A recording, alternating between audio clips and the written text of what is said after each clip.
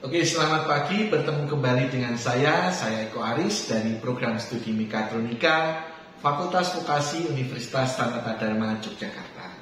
Nah, sebelumnya saya ingin mengucapkan selamat tahun baru kepada semua teman-teman.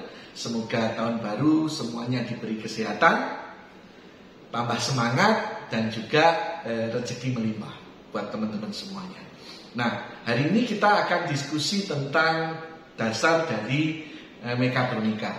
Nah, tentunya konsep pemahaman ini sangat penting supaya teman-teman punya motivasi, semangat untuk belajar tentang apa itu mekatronika, untuk belajar tentang ilmu mekatronika, supaya nanti teman-teman bisa bersaing untuk menghadapi kompetisi di dunia industri maupun di dunia kerja. Nah, di belakang saya ini sudah saya gambarkan ya dua gambar ya. Di sebelah kanan saya di sini ini adalah gambar tentang konsep mekatronika itu apa, dan di sebelah kiri saya di sini adalah gambar tentang sistem manufaktur ya, replika dari sebuah sistem manufaktur yang ada di industri.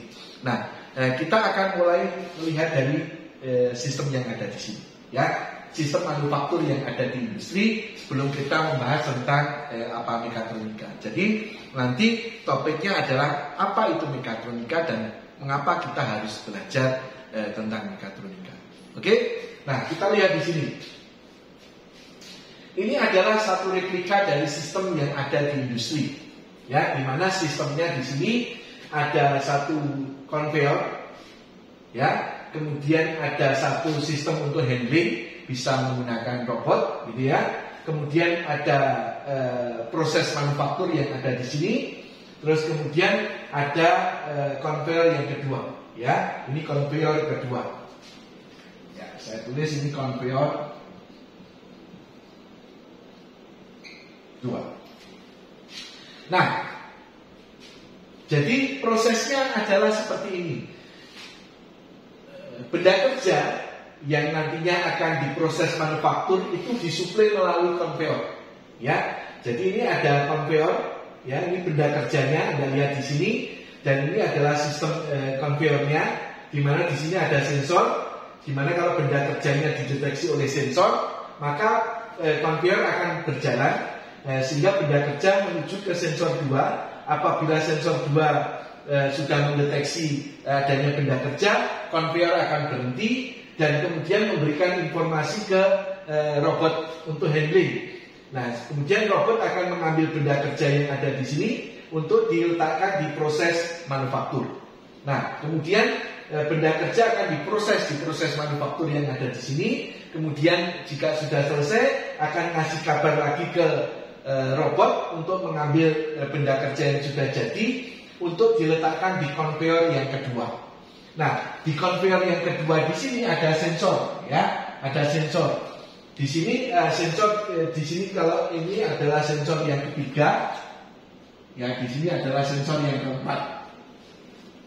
Nah, jika sensor 3 mendeteksi ada benda kerja, maka konveyor akan mengirim benda kerja ini sampai dia menuju ke sensor keempat ya. Kalau sensor keempat sudah mendeteksi adanya benda, maka konveyor 2 akan berhenti, kemudian benda kerja akan diproses selanjutnya. Nah, kira-kira seperti itu.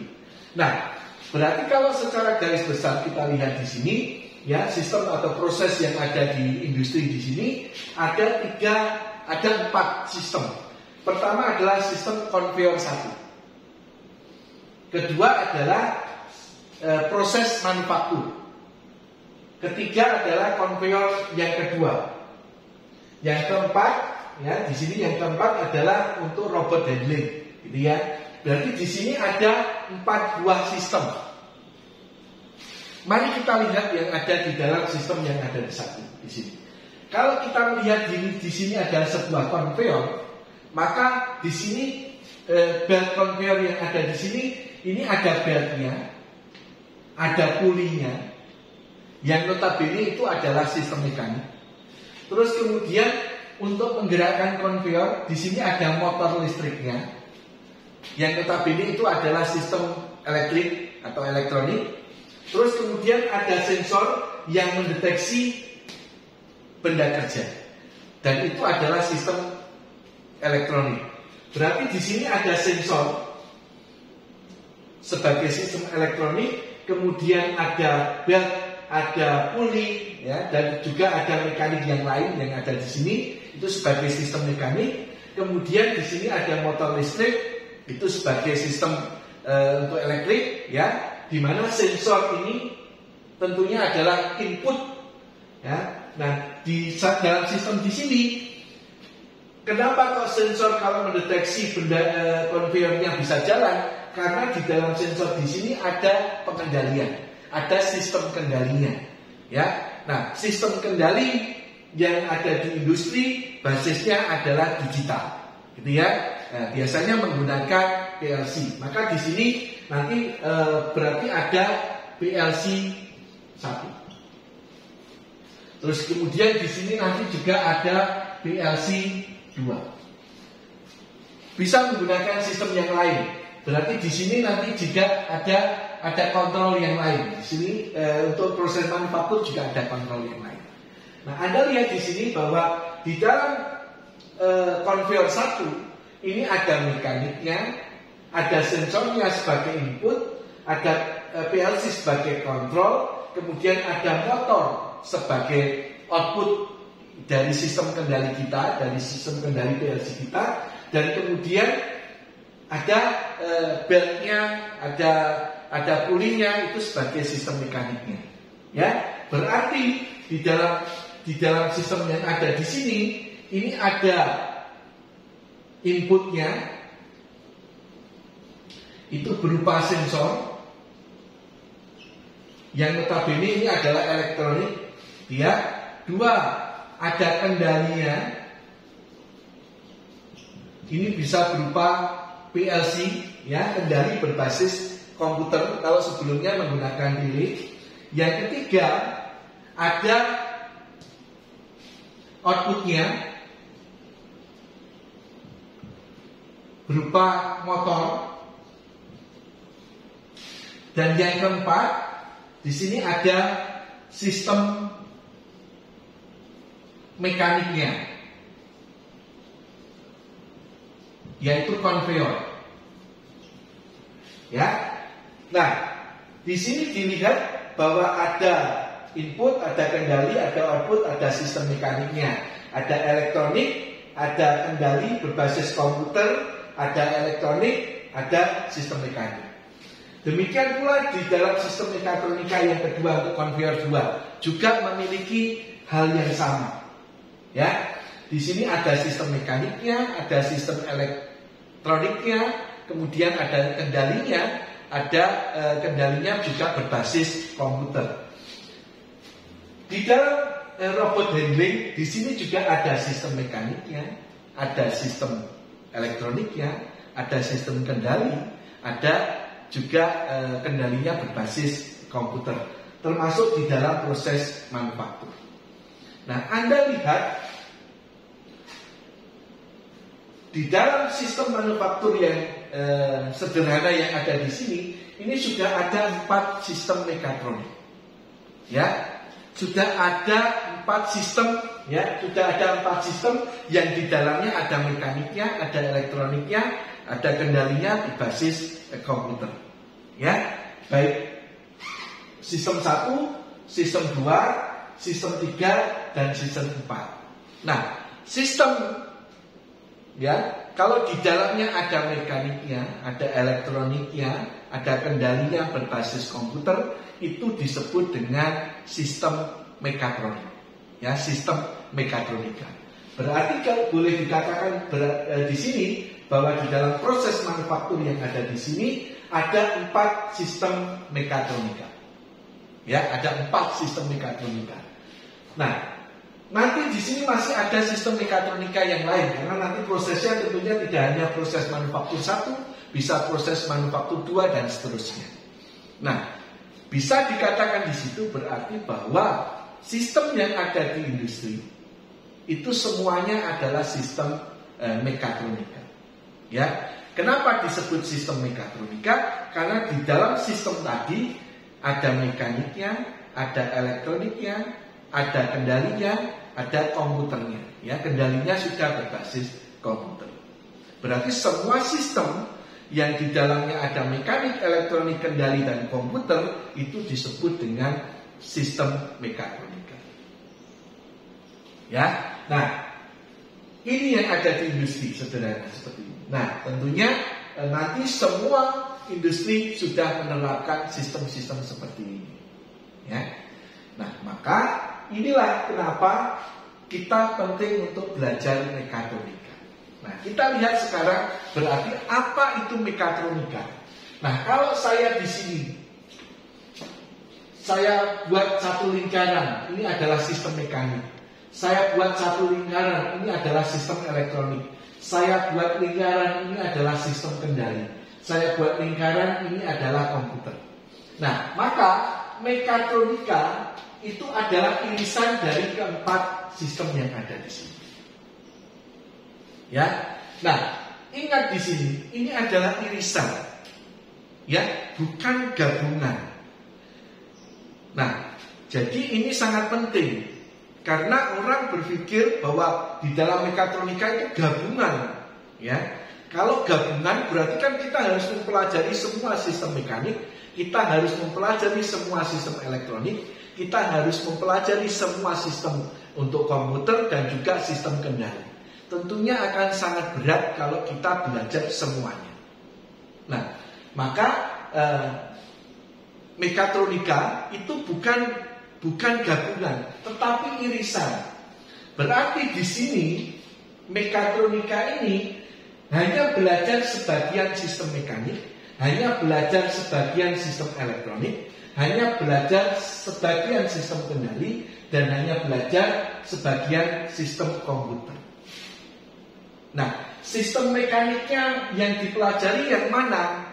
Nah, itu kita melihat tergantung dari bidang yang akan kita tekuni, yang akan kita masuki. Misalnya untuk di manufaktur, berarti nanti kita harus belajar sistem mekatronik yang dimanfaatkan di sistem manufaktur, ya, di dalam industri manufaktur.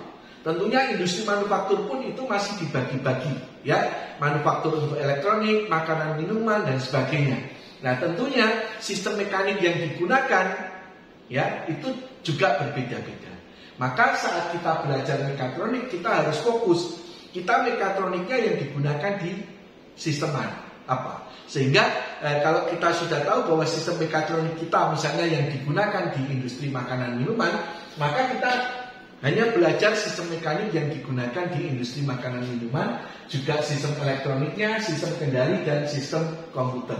Nah, demikian pula kalau kita belajar untuk di dalam dunia medis, ya, di dalam bidang medis, maka kita akan belajar sistem mekanik yang digunakan di medis, sistem elektronik yang digunakan di medis, sistem kendali yang digunakan di medis, dan komputer yang digunakan di medis. Gitu ya. Jadi ingat bahwa mekatronika itu bukan gabungan, tetapi merupakan irisan dari sistem mekanik, sistem elektronik, sistem kendali, dan komputer.